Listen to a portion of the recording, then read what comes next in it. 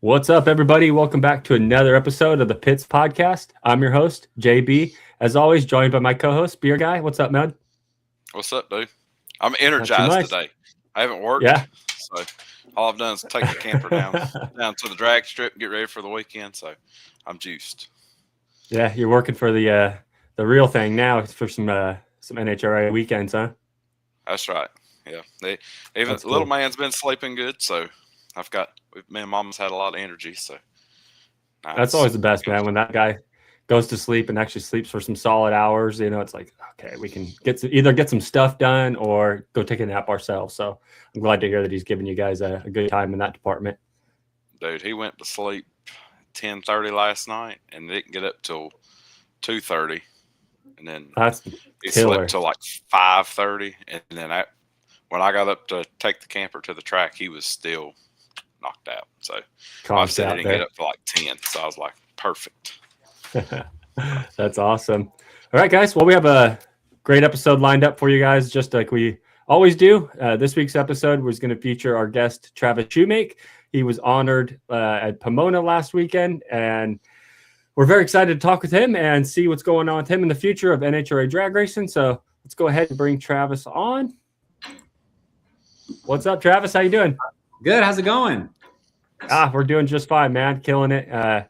Just slid in by the skin of my teeth. Been at doctor's appointments for kids and picking up them from school, and so finally now I could sit down and kind of relax and be able to talk to my buddies about some NHRA drag racing. Well, when I was in the waiting room, I think I heard a beer open. Is either a beer or a Diet Coke. When do you open something when I was in the waiting room? And I was like, That would be me. That's Beer Guy. all right. I knew that sound. Yeah, I know you're a martini guy, but I don't think I've actually had a martini. So Not It's just bad. vodka. Jokes on you guys. It's just vodka and then it's supposed to have like olive juice, and I just would drink vodka, walk around with it. well, A I bit had a of bad ice. experience with vodka at an App State football game one time. So after that, I was like, good. I'm good. I'll stick to tequila and beer, and that's about it. Nice. I'm the sober driver. I haven't had a sip of alcohol in 7 years, so I am sipping my water here. I'm going through a dry spell at the moment, so I'm one of my new sponsors, Latour. It's a alcohol-free wine, and they joined cool. in Pomona, and they'll be with me for the rest of the nostalgia season. But also, they shipped me a case of it, and I think part of the thing is like you should be a user. I'm like, that's really going to cut into my Michelob Ultra time. But I guess I'm gonna drink this case of non-alcoholic wine and learn to love it and learn to tell all about it. Yeah, that's awesome. I'm glad to hear they jumped on board. I seen him on the tail end of your car there, and I was kind of wondering what that was. I didn't know it was an alcohol-free substance, so that's cool. Yeah, so we'll see how it makes it through summer in New York. Yeah, awesome. So yeah, we had the God bless you 1,000 up there. funny. Sorry. We had the Sorry, 1,000 funny car. Go ahead, bud. No, I keep cutting you off. No, It's my you're bad. good. Go ahead. Yeah, we had the 1,000 funny car race this past event in Pomona, and where your dad was honored as the 100th winner. What did that mean to you personally to be able to be involved in such an event like that and to honor your father on such a grand scale? We've decided internally, we're pretty aware at the Shumake household that my dad never knew that he won the 100th funny car race. That wasn't a thing that they were counting in 1981. I wasn't born. And there was no like tally on the wall. Like there's no foam check at the end of the racetrack. Like right now, we give away a foam core for anything in an HRA. So most blinks in a mile. It's the silliest thing. He didn't know, and I think it's cool for us to have an opportunity to celebrate my dad. I think a lot of people. I joined the sport about 5 years ago, and they're like, "Oh yeah, I didn't know your dad was a race car driver." A lot of my peers had no idea. They're like, or the impact that he had and how much he did over his career. And so this opportunity in Pomona was a cool platform to talk about our family history, because I think most people know my mom and my sister as Travis's mom and sister, not what they spent their whole life being, Tripp's wife and daughter. And so it's a kind of a throwback to that time that built our family. I always tell people my dad was a professional race car driver, meaning that like our familial income was in HRA. We made money. It's really important, this sport, and my dad's legacy is important to us. And I think more drivers of my generation and younger should know more about these other drivers that came before us in the 80s and 90s. And there's just a really big lack of understanding. So it's cool to educate my friends about my own dad. Yeah, that's gonna be pretty easy to be able to do, to stand there and, you know, talk about someone so close to you like that, and be able to, you know, spill the beans on you know, the backside of the story of the family history and the sport and stuff like that. We were really, you know, it was really touching to be able to sit back and watch that. You know, I'm really close with my dad. He's the one that introduced me to NHRA drag racing as well. So, you know, it really touched home for myself, and it was really, really fun to watch that. So we're really excited that the other fans that might not have known who your dad was did get to have an understanding of, you know, his legacy in the sport. Being in Pomona, so in Southern California, you know, we're an Arizona-based family, but my dad had a lot of success at Pomona as a racer, and raced a ton in Southern California throughout the 70s and 80s. And just the number of fans that came up to me as well. You know, it was neat to see that age of, you know, they're 65-year-old men who have my dad's vintage shirt on, and just talking about how they used to hang over the fence, or the one time he blew up and, do you remember this paint scheme? And like, I have to kind of lie and say like, oh yeah, I was definitely not born. I'm like, yeah, I love that car. I've seen pictures. I was definitely not there. But yeah, just hearing those, you know, reconnecting with the fans of drag racing in these last 5 years, and hearing funny pranks that my dad did, or gosh, Shelly Anderson was telling me a story when she was a kid that, like, my dad had a fire and they went back to the hotel and took the body off and put it in the pool and like washed it. It's like, put it in the tub. And my dad's crew did it, not my dad. And my dad didn't drink. My parents were like founded Racers for Christ. He lost his mind when he found out they did, like, oh my God, we should pay to drain the pool and clean it out. But she said, I remember your dad's team did it. And then your dad freaked out, washed the funny car body in the pool.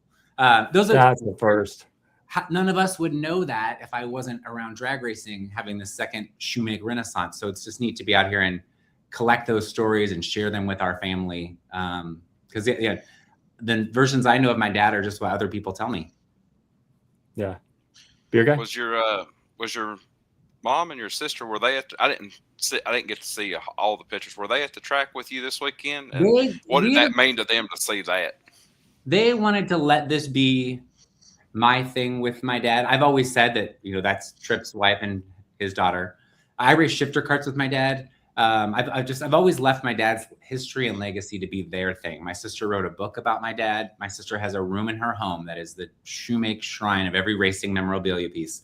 And so I've just known that I'm not that guy. I'm this new chapter. And so they didn't come, and they kind of did it on purpose to just let me have a moment with my dad. Because my mom lives in Flagstaff, Arizona. She's 6 hours away. It wouldn't be a hard drive to get over there, but kind of let me soak up that moment, which worked out. Before they told me I was going, not them, I wasn't racing at all. And then suddenly I was racing a nostalgia funny car, and then suddenly it was painted to match the same. It looked like his. So that was a neat evolution of the process. Getting that big picture frame in my fire suit was a wild happenstance of how the weekend ended up for me. Absolutely. Yeah, I went back and I was watching this week because I've been out with the wife and our son. We just had him last week. And so I've had time to sit on the couch and pull up old videos. And I was watching the old ones, and they were, you know, showing your mom. They interviewed her when your dad stepped in as kind of a blocker car. Yeah. I think that was his last win, wasn't it? That was, yep. So with Billy Meyer, yep. And you know, it was just seeing well, I say y'all, you weren't, I don't think you were born at that point, but it was, you know, a whole family situation there. And just seeing that, and I figured, you know, that had to mean a lot to them to just watch you go out there and just embrace all that and just get to kind of feel what maybe you didn't get to feel growing up. Yeah, I would say there's two parts to that. One being that exactly that like I didn't ever have a moment with my dad in racing. That when I was around, he was the announcer. So I grew up with Alan Reinhart. My dad and Alan Reinhart sat next to each other, and my dad was the Brian Loans at Firebird Raceway. And so I that's all I knew. And then I got to meet the drivers, but it was never in a way celebrating my dad. And so I think it was important for them on that. And also that over the last 5 years, I've been really trying to kind of fit in to the drag racing world. There are things about me that are a little more unique than most other drivers, not just where I live. But I think, you know, I've spent 5 years to kind of be accepted, or to feel like I go here with all my friends and the fans. And that was, I think, another part of it, that my mom and sister wanted me to just have that, you know, hey, I think people think you're cool now. I think it's okay for you to be here. Yeah. I like that terminology that you use about that, the I go here type of thing. You know, it's like, you know, you hear that the joke all the time, like, she doesn't even go here. You know, that's the whole funny joke. So I absolutely love that. You know, that's such a cool sentiment to be able to say, like, no, I belong here. I've made my spot at the table. And it's true. It's absolutely true. You've created and carved your own spot in the drag racing world. Now, if only I could get this funny car down the track, that would be great. Yeah. I'm gonna step out for 1 second. Pardon me. You take over. So Travis, what I mean, you might not be able to elaborate a whole lot. I know you're going to continue to run. It sounds like you're going to continue to run some nostalgia funny car. Is there any talks or anything about getting in a top fuel car or getting in a regular funny car at any point this year? I'd love to get a regular funny car. And I fit a lot easier in a funny car than I do a dragster. Just the way it's kind of upright. So it's not as a problem as much as it has been in the dragster. Like, the car I fit in is the car I own. I can't hop in someone else's. I've tried to hop in Sean Reed's. I've tried to hop in Krista Baldwin's, which used to be Doug Coletta's. So it was built for Doug Coletta, but I still don't fit in it. So yes, the answer on the dragster is I'd like to be in, you know, the final races of the season in a dragster, potentially mine, with someone else owning it. So I'm in the process of selling all my Top Fuel stuff. And ideally, I mean, anyone who owns it's unless they're gonna drive it full time, they're gonna need a renter. And I'm pretty good at finding money to drive a car. So I think once that settles out, I'll know if I can just drive I keep saying the next person's gonna drive my car is me. I'm just not gonna be the owner. But I'm loving the funny car world. So we've got a race coming up in Boise. I get to go to Canada, up to Alberta, Spokane, Redding, Northern California, and then we finish in Vegas and Pomona with the pro teams. But planning to do the other 8 races on the Nostalgia Tour. I mean, just think we can make that happen, and having a great time with Dave Benjamin. I mean, this is his 63rd season of racing a race car. He was racing funny car when JFK was alive. Like, that blows my mind. Yeah, hot. I mean, I think the trailer matches. I think the trailer was alive when JFK was alive. So it's a different vibe for me. When Del Worsham connected us and you know, made that introduction for me to work and drive for Dave. Del's biggest concern was, like, not my safety, but just the different vibe. You know, no 2 matching trailers with my face on the back. He's like, it is a 1971 Chaparral, and there's grease and oil everywhere. Don't you wear one of your white fire suits? I had to tell him, all I own is white fire suits. I just got to get it dirty. Oh, well. But we're having a blast. Yeah, I saw you posted on Instagram the other week. You'd scraped your head or something. Had like, did you have like stitches in top of it? On the top of that, I'm just too tall for that trailer. So I cut my head open at the track, and I had to call Dr. Surface at the NHRA. I'm like, I can still drive, right? He's like, yeah, you didn't like put a concussion. You just cut your head open. I'm like, okay. Yeah. But speaking of being too tall, I wanted to bring something up here. I think you might be a little too tall for your picture on the NHRA page. Yeah, have you looked at that recently? It's a crotch shot. It's a torso shot. What is that? Yeah, it's only on mobile though. I think on the laptop it's normal, but on mobile it's yeah. Oh, is it really? Okay, yeah. Because I looked at it on mobile and I was looking at that and going, they cut the money they cut the money shot out there, man. What's going on here? The money maker. They got to reduce that down. Yeah. Hopefully they'll move me to funny cars. I mean, I love that I'm on that page still. Yeah.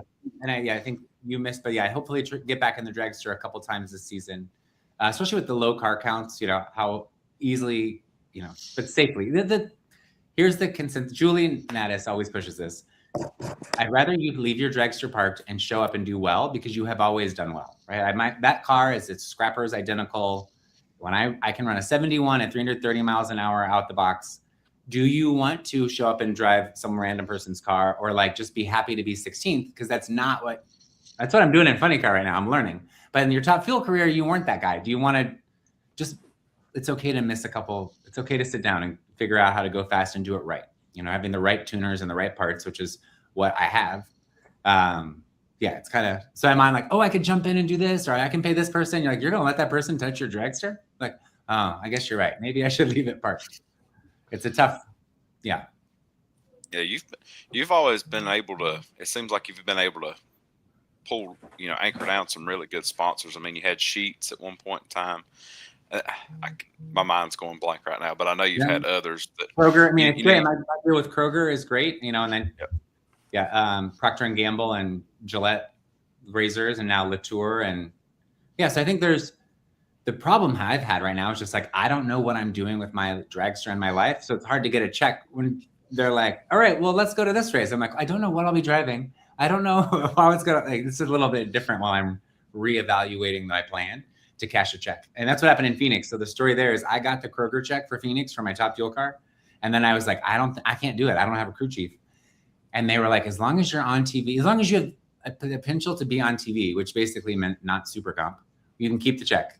So I was like, all right, well, oh shit, I have a Nostalgia Funny Car license. I have 8 days. Let's just figure it out. So that's kind of how we ended up in Nostalgia Funny Car. Was my sponsor said, like, we're not mad, just figure something out. Right. So that's how I ended up in the funny car. So do you think most of your racing, if you do get back in a Top Fuel, if you get back in your car, you think it'll be more West Coast? You think it'll be some East Coast stuff, or kind of where are you thinking? Where would Travis Shumake like to race next? I'm a West Coast driver. Vegas, Phoenix, Pomona, Dallas. I would love to do Dallas. Billy was a big part of my family's life, and Christy and I have these cool pictures of me and Christy as children playing at the Motorplex. And so now she runs the Motorplex and I run the race car, and we love that. I'd love to be out there in Dallas this year, which I think is a very big possibility. It's not on the funny car schedule. So I'm pushing to drive a dragster in Dallas. Yeah, that'd be fun. The Night of Fire there always seems like it's a really good event, and especially this year they're doing the live stream of it, which I think is great for the event because it is such a big moment in the sports season. And so that's definitely a good one to land on. So go ahead. No, you're good. Go ahead. Yeah.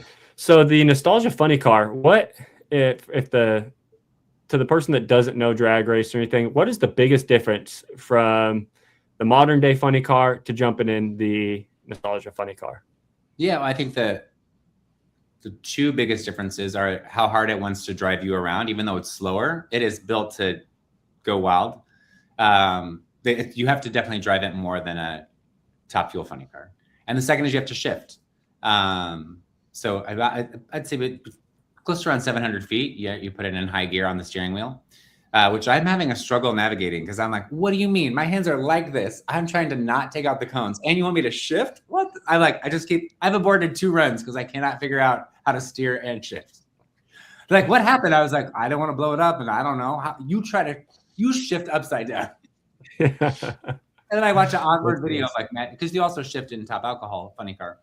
And like Matty Gordon makes it look easy upside down. I'm like, oh, maybe I'm being dramatic. It just seems really hard to hit that big ass button with your hands cranked sideways. There's the shifting, and then it's because it's a little bit slower. You can give it more, and I think you can't make as big of corrections at some of those speed. I mean, I'm a little swervy right now, trying to realize how much you can give it. I think. You go from Top Fuel where I kind of aim and point and like maybe make 2 little moves and then I just wait for the parachutes to like by 60 feet, you had better already done this twice if you think you're going to keep control of that nostalgia car. That's interesting. That was kind of what Spencer was talking about. And then we talked to Spencer and Ida when we had those conversations with them. It was, Spencer's like, he come from a pro mod background. So he was not used to yanking it, kind of finessing it. And then Ida's like, yeah, I'm in Top Fuel. It's the same thing with it. You got to finesse it. You can't just yank on it. So now you're going from a Top Alcohol dragster and then going into, your Top Fuel car. And then now you're in Nostalgia Funny Car. So I'm sure there's a bit, I don't know. Nostalgia Funny Car, can you yank on it even more? Or? You can yank it anymore. And it's more forgiving than a Top Fuel funny car, right? I've driven Top Fuel funny car. I've driven Del Worsham's car several times. And the nostalgia car is more forgiving. Like it's not going 300 miles an hour. So you can go or like if you watching like Eiley Stanford, Ryan Haran, several of my friends, I go up and watch. These bitches are like all over the track on a good run. I'm like, all right, I just feel like I would be rolling over if I did that. They're like, nope, you just keep. I'm like, okay. So I'm going to do that. In Boise, the goal is just like, fuck it. Let's make it to the finish line. So that'll be your next race is Boise? Boise, yeah, May 15th. Yeah. Nice. Beautiful I was up there. I love disappointed that place. when the schedule come out and there was no East Coast nostalgia funny car races. I was excited about Indy, but yes, I think it makes sense. All those cars are out there. They're all in California, Washington, Oregon, Idaho. So it seems silly to come west or east. Yeah. I think they come east maybe one race. Kentucky, yep. And yeah.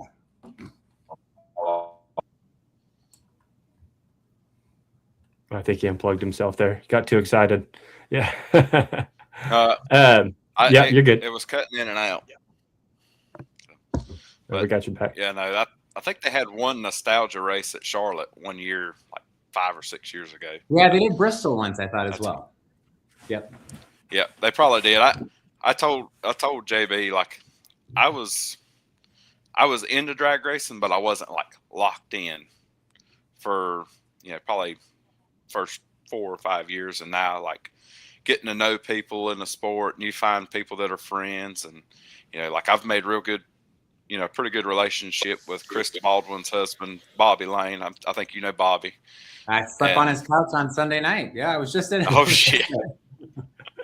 Yeah. So, but yeah, hey, getting to know those guys, I'm like, all right, you got to lock in and start focusing on everything and start learning about people. So this has been really good.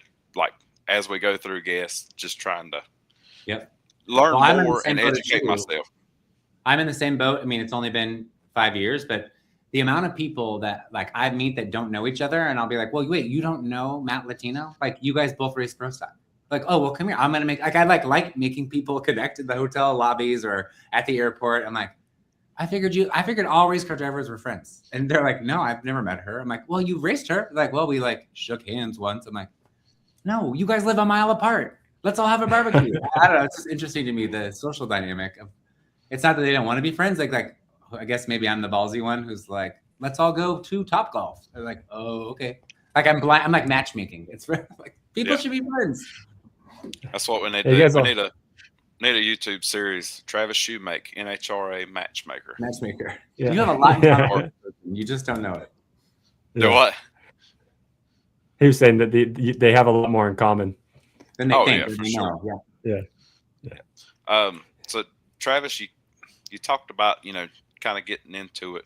What kind of drove you to step into drag racing after such a long time of not really having a lot to do with it? You know your father's legacy and everything, and I know there was probably pressure from that, and it's like I got to forge my own path. But what made you finally say, hey, I want to do this? It was finding confidence in myself to kind of put myself out there. Being gay was a weird thing to have to try to like carve a way into drag racing. And I was at dinner at Gainesville 5 years ago with Amanda Busick and Brian Loans and Tony Petricon.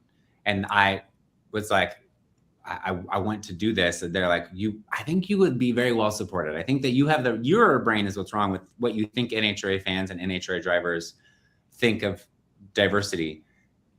Go after it, make it happen. I signed up. I was drunk. I signed up for Frank Holly at the dinner table to get my Super Comp license. And it's trying to start. It just was having someone else that wasn't my family be like, yo, you can make this happen. Also, at the time, I mean, there was a marketing DE and there was a lot of money to be had. It was like, well, this could make sense. I could find some Kroger money, some Procter & Gamble money, some Sheetz money. There's a path to funding this because I didn't have the opportunities that so many of my peers had to grow up in the sport with their dad. Randy Meyer and I had a long talk about, before he let me drive, like, how come you're not in Super Comp? I was like, one, you cannot rent a Super Comp, but Tom Baer's car. I do not physically fit in Tom Baer's car. I'd have to build a Super Comp car. Now I'm in the budget of just renting Randy Meyer's. I wanted to do it the way that you did it with your daughters, with Rachel and but I didn't get that chance. So I have to do it this weird ass way where you just come in and buy a top fuel team. Like, you got to kind of carve your own path and play the cards you're given, including that. And over the last 5 years, I've had to sometimes play the gay card, but most of the time I haven't or needed to. And sometimes you play the dead dad card, but you're a fool to sit back in the grandstands and watch and not participate, knowing you've got cards in your pocket that you should be playing to be following your dream. Yeah. How well do you feel like since all this, you know, I know you mentioned, you know, about being, you know, coming out as gay. How do you feel like the pit, everybody in the pits and everybody once you come out and everything, how did everybody respond? Did everybody respond in a positive way that, you know, kind of the way you maybe you didn't expect? There's been a couple negative experiences, but I would tell you, you know, and I don't know to like perpetuate any sort of stereotype, but like you definitely don't want to fuck with a gay guy. Like I've had people fired. Look at me wrong. I dare you. I definitely there have been a few major teams that have had to have like HR meetings about what we can yell at Travis, what we can't yell at Travis. But also in each of those instances, the person involved that said something like wildly inappropriate to my face is now my actual friend. There are 3 of those situations and I'm friends with all 3 of them. I think that change takes time, and me being in this space and kind of helping people see that like over my 5 years of crashing funny cars, losing sponsor, just watching it all happen, people are like, all right, I think I understand. I get this. It's you got to, you to give people time to grow and give them grace. To figure things out on their own time without forcing it. I mean, my first race, I had rainbow parachutes and I got protested by the Westboro Baptist Church. So I really came out the gate swinging. So I don't think there's ever been a protest outside of a drag strip, but those guys will protest anything though, man. I swear. All in all, it's been very positive. I mean, I don't think I have many enemies in the sport, or if I do, they know better. They know that Travis will fuck with your credit score if you mess with Travis. Yeah, that's awesome. I feel like, you know, just like I say, meeting people inside the community, like it's, you know, people really inside there. It seems like, just from my vantage point, like nobody really cares. You know, hey, okay, you're a Trump supporter. Okay, you're a Democrat. You're a Republican. Or you're gay. You're this. You're that. It's like nobody cares. We look at, or they look at each other as racers and, you know, friends. And it just seems like it's one big family. And I mean, occasionally you are going to have those instances because everybody has that one person in their family that's just, they're different. They're just, they're set in their ways and they're going to say what they say. And, you know. Well, this is a family that I dreamed my whole life of being a part of. And so to just have the opportunity to see my half of my face on the NHRA website, to be on this podcast, like these are crazy dreams that people at home have, and I can't believe I get to do it. And with that comes some good, bad, and ugly. You know, I mean, the business of drag racing this last year has been really tough for me, and that's no secret. Like I'm not racing because I don't have sponsorship money, and I also I bought a race car team I can't afford. It has been tough behind the scenes. That's part of what you do. It's just, you want to be out here, it's not all roses all the time. Yeah, so if Travis Shumake comes to a race that I'm close to, are you gonna let me warm your car up for you?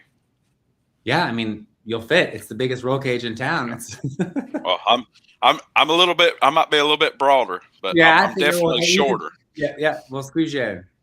Yeah, so that's funny. That's cool. So just wanted to touch back on the whole sponsorship and things like that. Does it make it easier to not jump in the seat when things are going, you know, a little bit, you know, not so smooth, when finding funding and things like that? Does it make it a little bit easier just to kind of sit back and look at the whole big picture and make a new plan, or does it really kind of put a big damper on it? And like, I just want to know, like, your mindset when you do have to take a step back. Yeah, well, Julie Naddis and I are best friends. We travel together. And like we kind of manage each other. So these last 2 races, like Julie, like runs everything at the track. She actually did my tech card for me. At Pomona, I was like, shit, I didn't do a tech card. She's like, I did your tech card. I'm like, you logged into my NHRA account, filled out all the statistics about my race car, and got all my crew passes. She's like, yeah, I'm like managing your race team. And I do the same for her when she drives.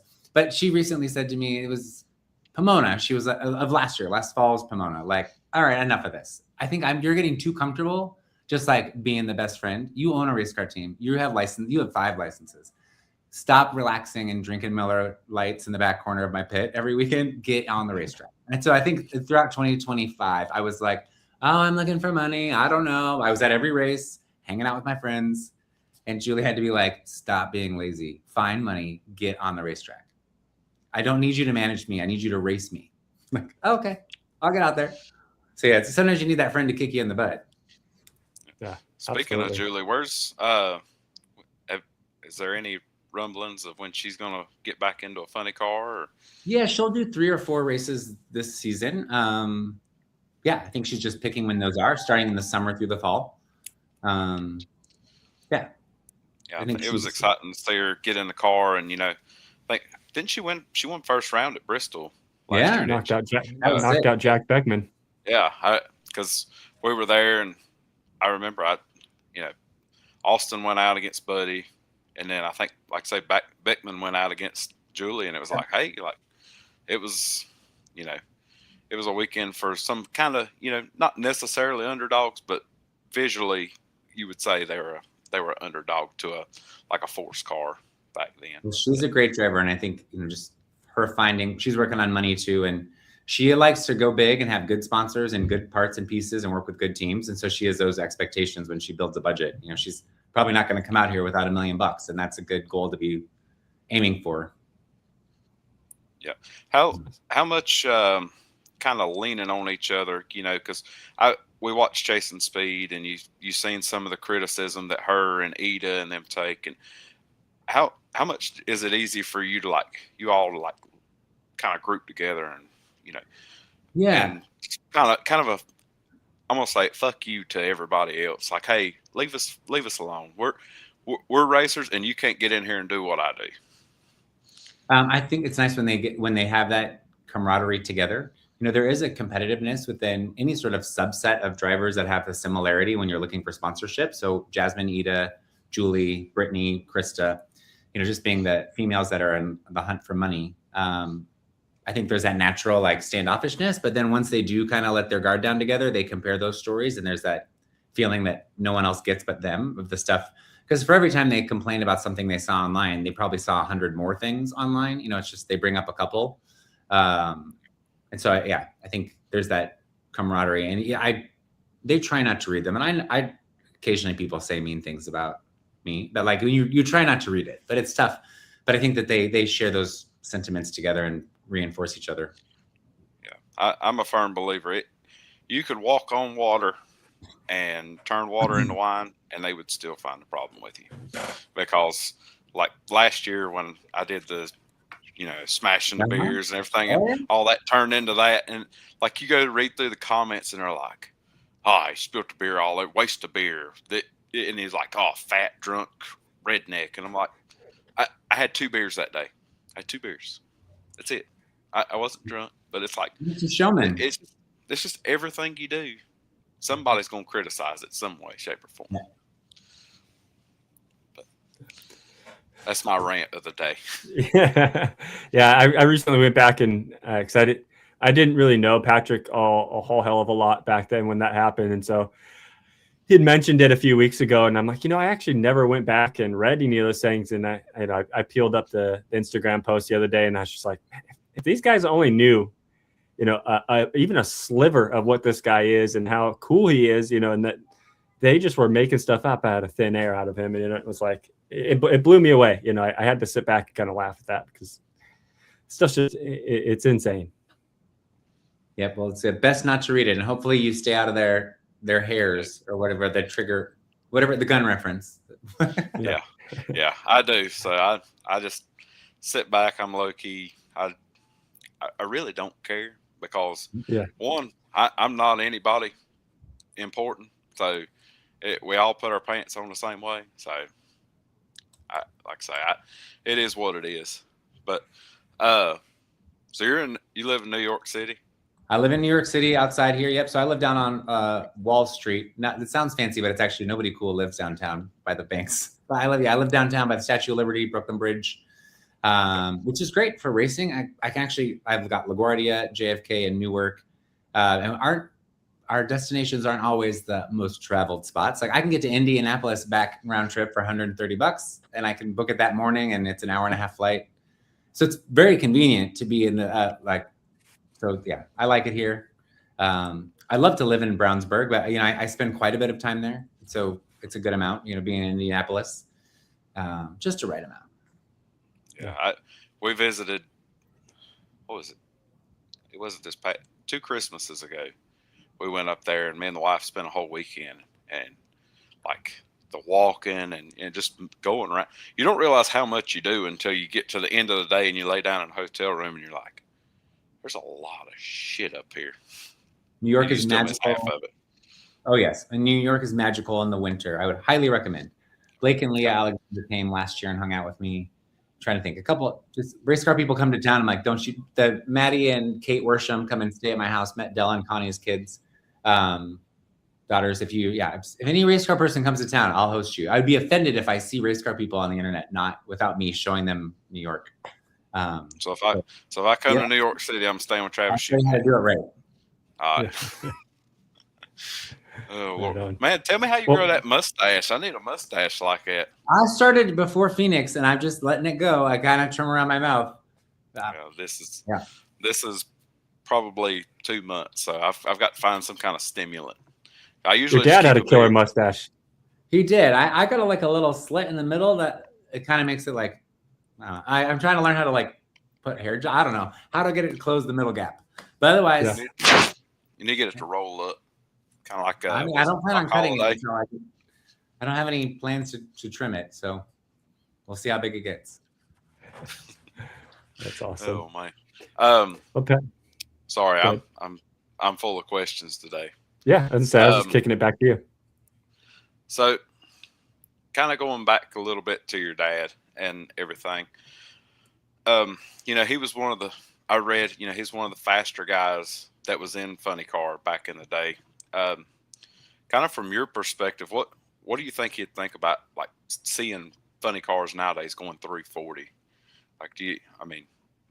Yeah, so he was the 4th car in the 250 mile an hour club. So I've got a big ruby ring I get to wear from 1982, again, before I was born.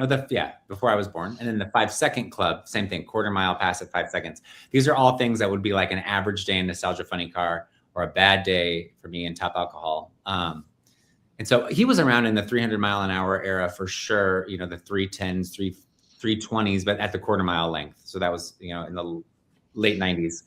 I don't think there was never 2 trailers. I always think of stuff that's different since my dad was around is the whole 2 trailer concept. Everyone had one double decker. And then just the car count. I mean, I think my dad came from a time where there were 20 to 30 cars all the time. And obviously that cost. When my dad died, a full season was $1 million.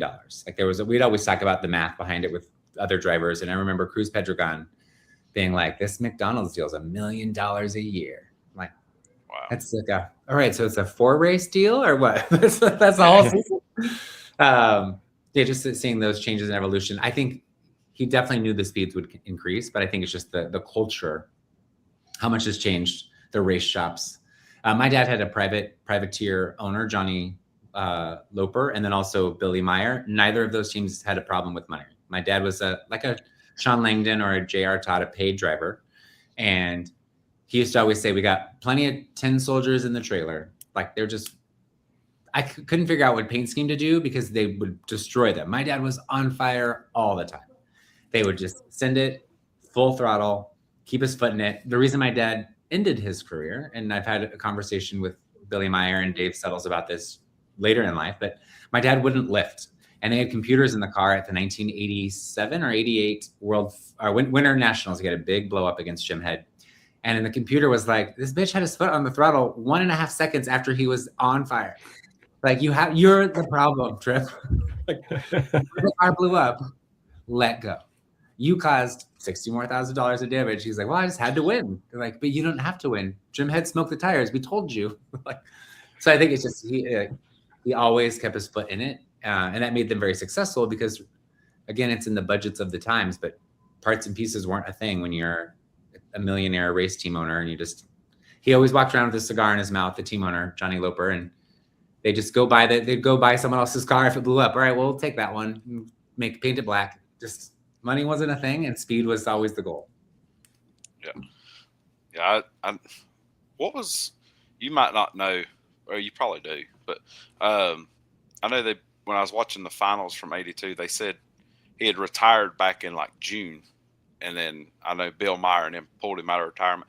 What was the reason for him going into retirement? Well, I was born, my dad got a job managing a Dodge dealership, the service department. And he was super, after Johnny Loper, which was a full-time gig in the black car, the little Haas car, he drove the In-N-Out Burger car for a season. He drove the Paisano car for a season. It was just very inconsistent. And so I think that was the more of the like, well, at this streak of time, now we're like 10 months in with no ride, like, let's just start making a new plan. Right. I think when that's the family income and it's been 10 months. So the Billy Meyer deal was great because it relaunched his relationship with Billy, and then he was the primary driver for the kind of the next half of the season.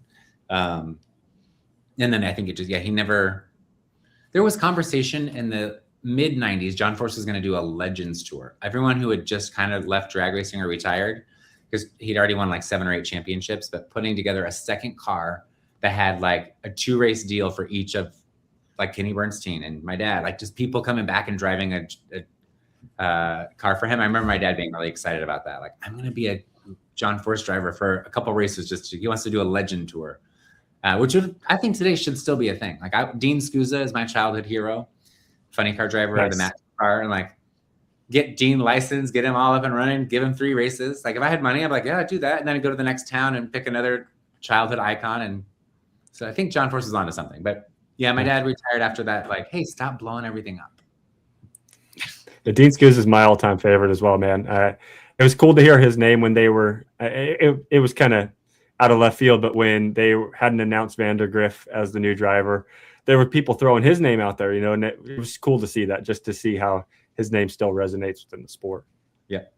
And just on that note, I love explaining to Julie and Jasmine and Ida and whoever, like, you don't know who Dean Scusa is? Come back to me. I want you to write a book report and come back to me. You don't know who Lori Johns is? You guys are female dragster drivers. Like, Lori Johns was a prolific late 80s and early 90s driver, and she was a real bitch. She always beat Shirley Muldowney, no matter what. She outqualified her, and when they raced, they beat each other, or she beat her, and Shirley hated her. And she beat her at the U.S. Nationals in the first round. She went and had someone spray paint a dozen roses black and put them in her hotel room. They put love, like, that's the kind of girl on girl hate crime. I'm like, you need to look it up. You need to learn about these people. Dean Scusa, Lori Johns. I have Lori Johns fan club t-shirt. She's the first to like anything I post on Facebook. I love Lori Johns. We need to pay tribute to the 90s drivers. Yeah. I met Dean Scusa. I met Dean Scusa when I was a little kid. We waited outside his trailer for what felt like an eternity. And finally, one of the crew members was like, hey, you've been here for like an hour and a half, just standing here with your pen and your hard card there and waiting for it to get signed. He's just sitting in the trailer with his mom ripping cigarettes. Do you want to go in? And so we walked in, and the look on his face of like, you just let a little kid in here? I'm just sitting here having cigarettes with my mom. And we got to spend like 45 minutes just hanging out with him and his mom, and they couldn't have been any more accommodating. They were so cool. And just that alone, putting his performance aside on the track, that alone made me a fan of his for life.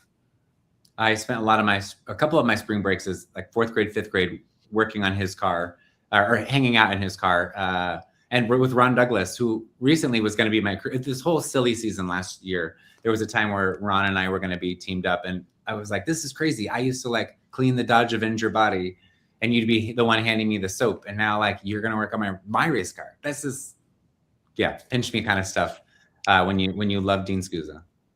Yeah, that's awesome. Well, Patrick, you got anything else here? I'm Who are you guys good. I betting think on for Charlotte? I wish I was going. I've made the vow that I should save money for my budding nostalgia career. No more drinking, watching my friends drive. Well, I was gonna say, I mean, you can get a flight, come hang out with me. We'll go drink some beers. I did text Julie this morning. Are you sure we're not going to Charlotte? She was like, no. I'm like, wait, unless you are. I'm like, no, because if you say that, then I'll go. Well, I mean, Jasmine's racing, so we got to support her, you know. And Ida's making her. Yeah, and Ida's making her debut this year, and I'm gonna go Ida. I'm just gonna pick Ida right out of the box, man. I mean, just because I want to see her kill it. Big fan of hers. I think that she deserves to be racing a whole lot more, you know. And I'd love to see her come in and just kick ass. Yep. Well, you guys have fun out there this weekend. I will miss it, but know it's for the best that I'm saving up to get back on track. I'll send you a picture of Bobby. I'm sure we'll be getting into some kind of shenanigans on Saturday night. Next time you're over at his house, just piss on his rug or something. All right, Travis. Well, thank you so much. We appreciate your time. And like we tell everyone that stops by, our doors are always open. If you ever got anything you want to get off your chest or you got some news that you want to throw out there, you know, beat down our door. It's always open. All right, gentlemen. Thank you. Have fun out there. Thanks, Travis. Take care. Bye-bye. Bye.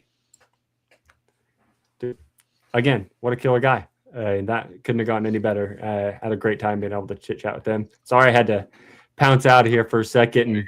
And I'm always on natty duty during these episodes. So all of a sudden I looked over and little guy needed a change. So I had to run out the door and change a quick diaper real quick. I'm multifunctional. You're good. I just started ripping off questions I had lined up, and I was like, just rip them off one at a time. There we go. So, but I'm starting to feel more and more comfortable. If I could just stop doing the Ricky Bobby hand movements every time, it'd be okay. I keep a pen in my hand the entire episode because if I don't, I've sat here and ripped apart the little griplet pad on it because if I don't have something in my hand to fidget with or do something, that's what I'll be up here like. I'll be all hands. Well, that's what I do. I pick this up. I move my hands. I wipe my nose. I'm like, funny. Let's take a break. Let's hear from the people at Drag Race Bracket Bonanza, and then we will talk about the race in Charlotte a little bit and go over the Beer Guy League. So we'll be right back. Drag racing fans, check out Drag Race Bracket Bonanza. It's the free, family-friendly fantasy bracket game. Now, after final qualifying at every national event, you can fill out your bracket for all the pro classes. It's free, easy to click on your picks. If you need some help, just hit the randomizer button to fill in the blanks. It's for fun, stay engaged, and pick your winners today. All right, and we're back. So we got the four wides are a little different for the Drag Race Bracket Bonanza. We're going to go ahead and take a look at some of the things you got to do to make sure you're filling out your bracket correctly. So don't forget if you haven't already, head over to Drag Race Bracket Bonanza, create your profile. If you're not signed up already, do that. And this week you have to actually pick for each matchup, you want to click on who you think will get first, second, third, and fourth. Elin always relates it to like horse racing, which is a great call, but you're not just picking the one winner per bracket. You're actually picking the winner who's coming in second, third, fourth, and so on. And then for the tiebreaker, you got to fill out who you think will be the fastest on race day for each of the pro classes. It's a little different and makes it a little bit, I think, more trickier than just the normal do-how of picking a bracket. This is usually one where I completely bomb way more than I normally do. That always throws a wrench in my plans of picking, the winner's already tough, but having to pick second, third, and fourth is bonkers to me. Yeah, I had that problem last year. I had people picked, and I'm like, all right, why are they red? Oh, because they didn't get there first. Got you. So yeah, I had it kind of mixed up and everything. It's a little bit more complex, but like I say, it just basically, as long as you get those numbers right, you'll be okay. And make sure you click all four of them. Honestly, I'd be interested to know how many perfect brackets there have ever been during a four-wide event, because it's got to be a lot tougher to pick that perfect bracket. don't know. If he would text me back right now, I would definitely text Elon and ask. Yeah, we'll find that out. So for next week's episode, we'll try and see if they can't collect the data and see how many perfect brackets there have been, or at least just at one of the events. You don't have to do the whole thing, but I'd be interested to know that. Yeah, that would be tough. You could get close in pro stock motorcycle, but yeah, I don't know about the rest of them. But I'm super excited they're back this week, man. I mean, talk about a weird start to the year to have them peel off in Florida for the first race of the year, and then 6 weeks off of not being on the track. It feels like this is the start to their season again. It almost felt like that was kind of like a test session, but it'll be exciting to see guys like Chase Van Zandt run down the track again, have the champ Richard Gadsden back out there, and all the other Vance and Hines team members. And I'll be excited to watch that. Like I said, if you watch the show, I'm a drag racing motorcycle fan. Yeah, I saw Matt Smith and Gianna and them were testing at Rockingham yesterday. Yeah. And then I think they talked to Richard yesterday on Joe's podcast, and he was like, yeah, I haven't been in a car. I've been on a bike since Gainesville. So it'll be interesting for sure this weekend. You can those guys are. Go ahead. No, I was just going to say, I could see Angie Smith or Matt Smith coming out this weekend and winning. Yeah. I think Matt won last year's event, right? I do believe so. So it's not too far-fetched to say. Yeah, it's not too far-fetched to say that one of the MSR teams is, going to be a winner, or possibly in the finals. Could have both of them in there. Hell, I mean, Andrew was running really good the first race of the year, so. So, got some exciting news, though. Go ahead. No, go ahead. You're good. I was going to say, if you guys don't know, Beer Guy has a league, and code is up here on the screen. And make sure you join in that. And we're going to actually take a look at the top 10 real fast. Let's go ahead and pull that up so we can go over that. Bam. Yep. All right. So your top 10 this week. Let me pull the banner off so you can actually read the. Bam. There we go. Yeah. So you're still hanging out in the top 10 at number 8. Let's go, baby. I am sitting hopelessly in like 35th or 36th. And you got Abby Werner down there at Drag Race Girly, the top 10. You got Gigi Stephen, 87. Kelsey C. Jambo, Jambo is Jamie. I actually met him at Bristol last year. Big C, 177. BK NHRA. Jesse, 925. Fast Eddie, who we had on the podcast last week, is in second. Shout out Fast Eddie. Yeah. Got his trophy in his jacket. I'm telling you, if he doesn't drink a beer out of that, I'm highly disappointed in him. I told him he needs to make some content, and we'll throw that bad boy up on the podcast, man, because that's such a killer look to have that jacket be drinking out of the gullet there. Yeah, I thought he was coming to Charlotte. He said he had some stuff going on. They're fixing to start racing next week, so he's going to skip Charlotte. So hopefully I'll see him at Rockingham or Bristol somewhere down there. He is. He's in the chat. He's in the chat now. Yeah. What's up, Eddie? So, but Drag Race Bracket Bonanza. If you are at the track and you see me, please come see me and show me you're signed up for the Beer Guy League, and I'll give you a Drag Race Bracket Bonanza sticker. I don't have any sitting here with me currently, but just know I have plenty. And if you come up to me and you show me you are signed up for Drag Race Bracket Bonanza and that you subscribe for the Pits podcast, I have a Drag Race Bracket Bonanza t-shirt for you that I'll hopefully have signed by a few of the drivers by the time it gets to you. Nice. What a killer deal there. Yeah. So, and if you run into him, bring him a beer. Yeah, listen, I'm all about these beer reviews. I've been a little bit behind on them with the baby, but bring me something I haven't had. So, whatever it is. Had somebody hand me a Victoria last year. I'd never had a Victoria a day in my life, and it was never heard of it. It was really good. It was like a Mexican lager, but it was good. Can you bring your own coolers in? Yeah. So I have, like you saw my picture last night on Instagram. That was a combination of my dad's and mine. There was more beer behind that. So we've got like 6 cases of beer so far for the weekend. Nice. And a bottle of and 2 bottles of Bandero. So we've got enough. There we go. And we have babysitters for anybody that's concerned. We have babysitters. Babysitters are always important when you're out at the track because you're not going to be able to take the baby out there the entire time, running around with him. So yeah, no, we're not going to take him over to the track any. He's going to hang out at the camper and kind of a mixture of his mom and me and my mom and my sister's going to be there on Saturday and her sister's going to be there all weekend. So we've got like an army of people and we've got some friends that we go camping with. They said they'd help take care of them too. So we've got an army of people around us kind of helping take care of us, kind of letting us enjoy the weekend. And so that's nice. That's cool. Yeah, that's awesome, especially being the new parents you guys are, to be able to kind of cut loose yourselves and say, okay, someone's got this under control, and not just someone, super close family, and be like, we're going to peel off ourselves and kind of explore for a little bit. How excited are you to get back out there? When's the first time you're going to get feet actually inside the track?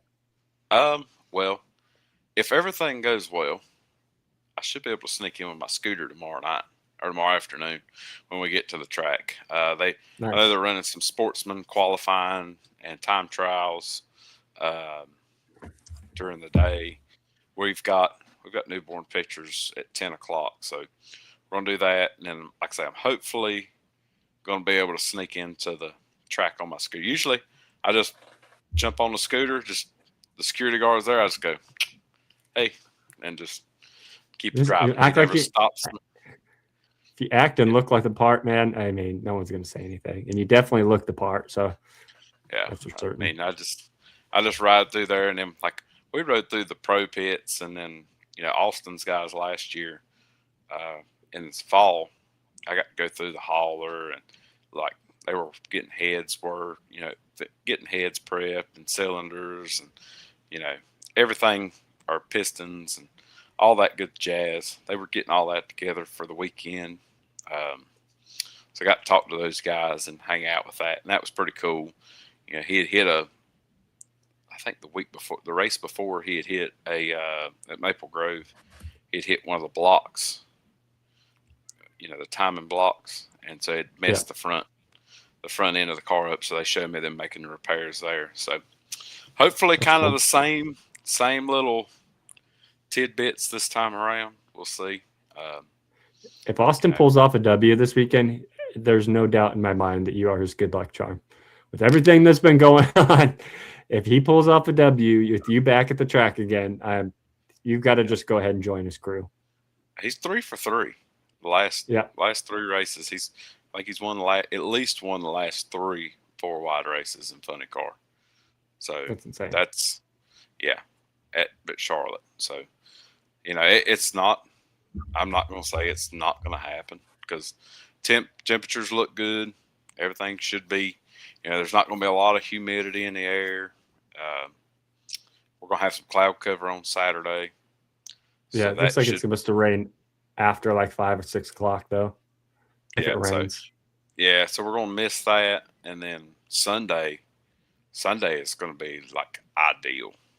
And Friday night should be very good too. I wouldn't be surprised if you see a Josh Hart or a Sean Langdon going what you saw in preseason, going 343 or 340. I think what would we say 345 out of Langdon?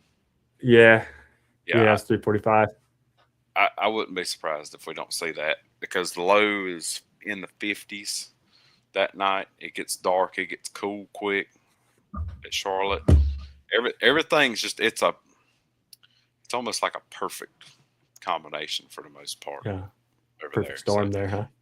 Yeah. So you guys got the. I'm excited to see the. What is it? The Outlaw Series is debuting in Charlotte this weekend as well.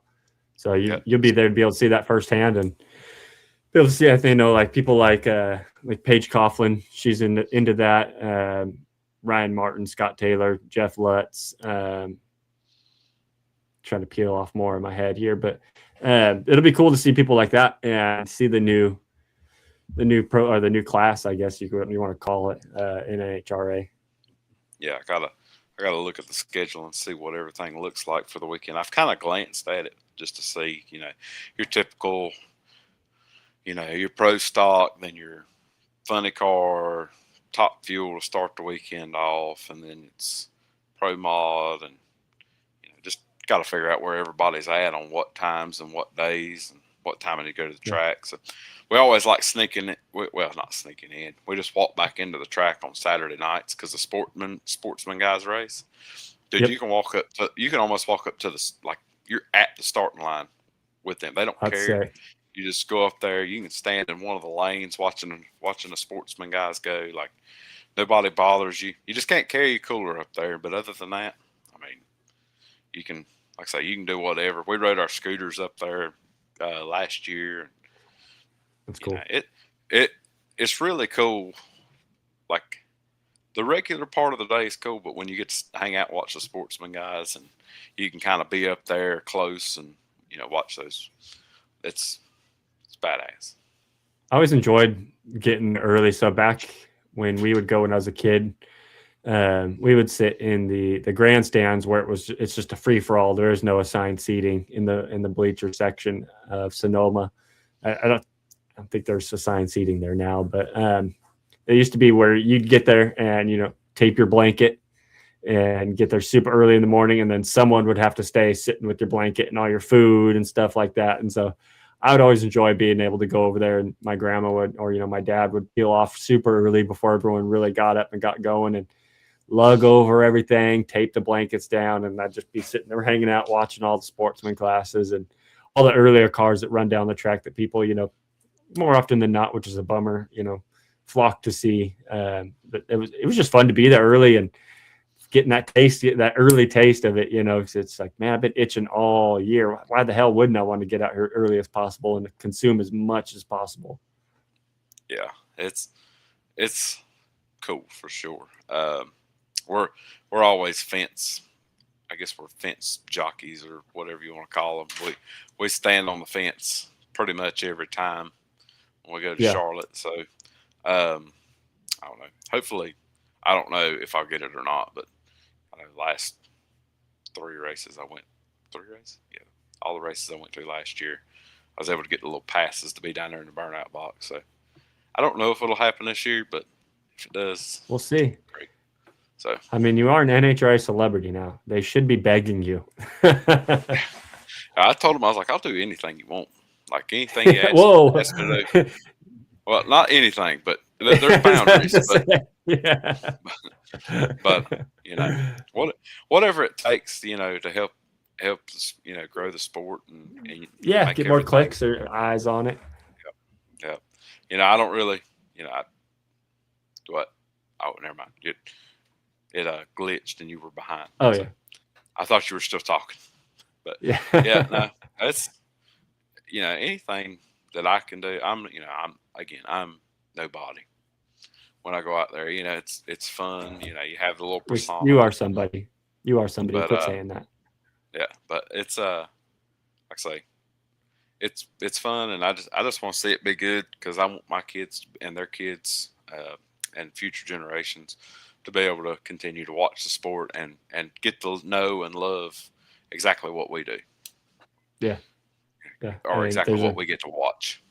Yeah, and say there's a reason why we fell in love with it, and you want to continue that streak of the generational love and support for it. Because unfortunately, the stands are packed and stuff like that. But you look at it like in Pomona, the last race, there's an entire half of the track that's blocked off with billboards now in the stands and stuff. And 10 years ago, that would have been filled, and it's like that. It needs to get back to that, and we need to keep growing eyes on the sport. So kudos to you for doing your part and being able to drive in more, clicks and views and eyes on in any sort of aspect of the NHRA drag racing. Yeah. Well, it's not just me; it's you. It's people like I think I'm gonna butcher his name every time I say it. Dugenet, Elon, Jason Logan. anybody that has a podcast or does anything that's positive for the sport, Mac, you're actively growing it. Yep, Mac. I can't think of the girl's name that does she does the packs of cards. Can't think of her name right now.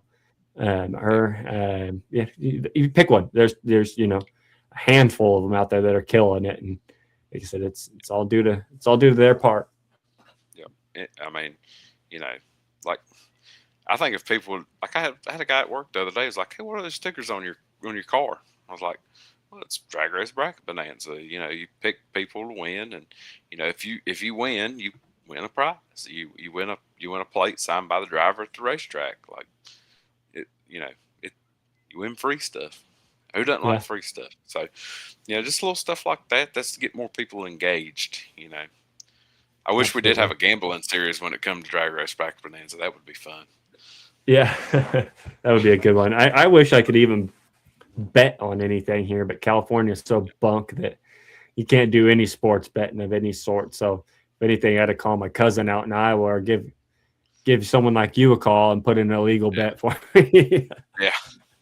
Yeah. Which we don't do. We haven't done that. Trust me. We're not doing illegal betting. No illegal betting. Ourselves in trouble here. Yeah. The IRS on our ass. But we got some more Charlotte news. You got a local guy for me, Tommy Mooney. They've got a car. It looks like his old Pro Mod. I know it's not. It's the same body style, I think. But they're going to have a car out there in Pro Mod this week. I can't remember the guy's name that's driving it. But it's old nostalgia looking car, kind of like what Randy Couture was going to run that time. Similar to that. I'm bummed that car he had was really, really cool looking that he was about to get into, and I was really bummed that whole thing kind of fell apart once he had his big wreck. Yeah, but you got that, and then Spencer Hyde had I sent you a picture of Spencer's. Super cool with his new sponsor. Courtesy of beer guy. Yeah. Well, I gave him the things and said, "Here you go." Right. So, I'm not taking any credit. Here's a contact. I don't know if it'll do anything for you, but here you go. So it's great to see. And anybody in North Carolina that's using asphalt or anything of that nature, talk to those guys this weekend if you're at the track, and let them know that they're important and what you like what you're seeing out of them with getting involved in drag racing. And then you got. I know we talked about Ida Zetterstrom's return. Yeah, I'm excited to see her whole scheme of the car and whatnot. That'll be super, super cool to watch the rollout of that. I saw Dujanay say in the Pitts podcast, or not Pitts podcast. Jesus Christ, we're in the Pitts podcast. Yeah. Sorry, in the Life's a Drag podcast that Sean Reed and Ida are running. So it's a 2-car. Yeah, double dipping in that one. This weekend. Yeah, I thought it was just her getting in Sean's car. No, this is her and him in 2 separate cars. So that's positive. I saw that on the entry list, and it was kind of like head scratching for me because I'm like, well, maybe that's just an error, and they're saying that Sean Reed is entered, but it's under Ida.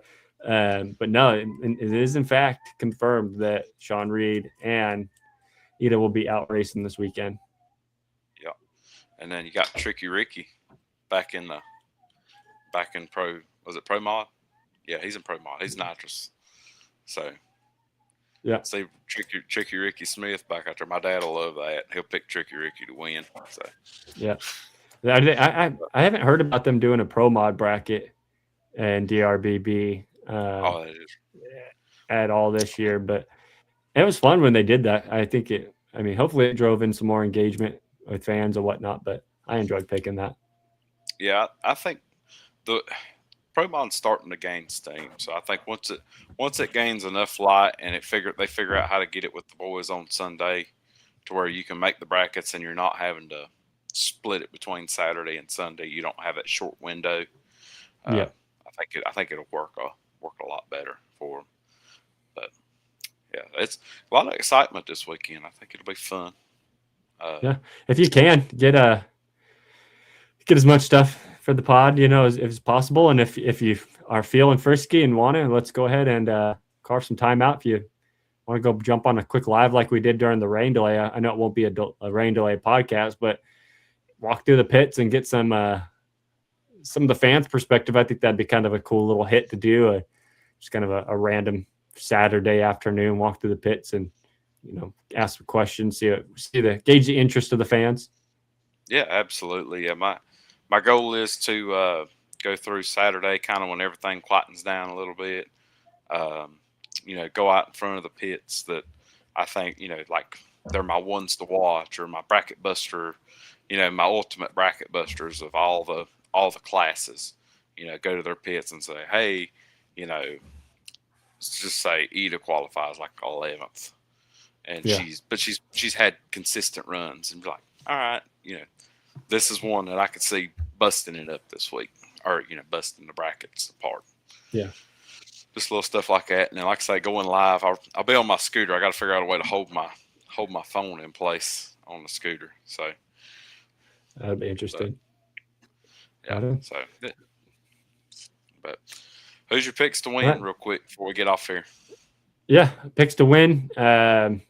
So I know I said I'm rooting for Ida, but honestly, I think Josh Hart gets the W this weekend. You mentioned conditions being conducive to being able to run pretty fast. So I think Josh Hart's set up for a great weekend. They're driving the Hendricks.com car again. They seen that Force team posted that. I think as far as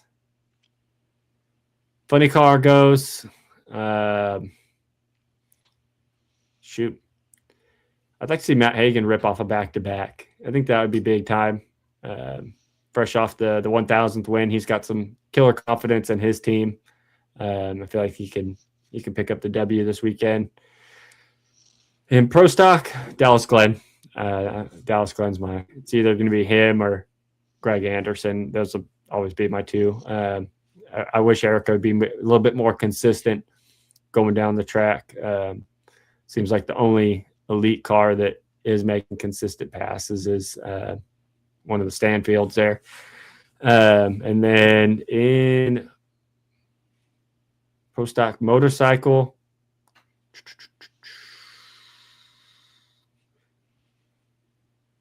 I'd like to say Gadsden, but unfortunately, I don't think there's going to be any rust when it comes to him getting behind the wheel. But I think with the teams that have been testing during this little off break, I'll have to go with Matt Smith. Solid. I think I'm going to go Top Fuel. Let's go Justin Ashley. I think he's consistent enough. He's made it to the finals. He's right there. So 25 reaction time, 3 out of 4 the Elimination Sunday rounds there. Yeah, he's consistent. He's got a good hot rod underneath him. They finally kind of pieced together, their team, figuring everything out. I'll take him. I think that's a solid. Then I'm going to say a Skag double up. I'm going to give D. Wilk his first win. Let's go, D. Wilk. That'd be sick. I would, if he comes out in first, I'll say this, if Austin Prock comes out and rips off a badass run in Q1 or Q2 and like he's top 3, go ahead and put it down. He's going to win. But then Wilk had that explosion last week, so they'll be itching to get back out there and prove themselves. Yeah, and he finished runner-up at Charlotte last go-around too. So in the fall, Pro Stock. I don't want to take a KB car. I'm going to take an elite car. I'm going to go. Give me Greg Stanfield. Give me Greg Stanfield. I think he's been probably the most consistent car out of the whole fleet. So give me Greg Stanfield, and then Pro Stock motorcycle. I'm gonna take Angie Smith, and just for shits and gigs, I'll take Give me a Lyle Barnett to win 4 wides in Pro Mod. Mark me down for a Lyle Barnett win myself. Yeah. Are you gonna try and go out to the outlaw beer event that they're putting on? Yeah, I think we're gonna try to go. So I hope they've got that like the little throne of outlaws the way they've been doing them in the past. But we're gonna try to swing by there for a few minutes. We won't have much. That's cool. We won't have many people babysitting at that point in time, so we'll have to carry them with us. So it probably Yeah. won't be nothing crazy, but we'll just go by, see the car. I just want to see it up close. Yeah. That'd be fun. Other than that, but yeah, so we'll hang around the campground and cook most of the rest of the weekend. Try to sneak into the other stuff, into the pits. But right on. All right, guys. Well, we're gonna head out here. My time is being cut off. I will catch you guys here shortly, and thank you guys for tuning in. We'll see you next week. see ya. Peace. Oh my God! Oh! Shut it down! Let's go home! It's a wrap, Dirk! That is a wrap.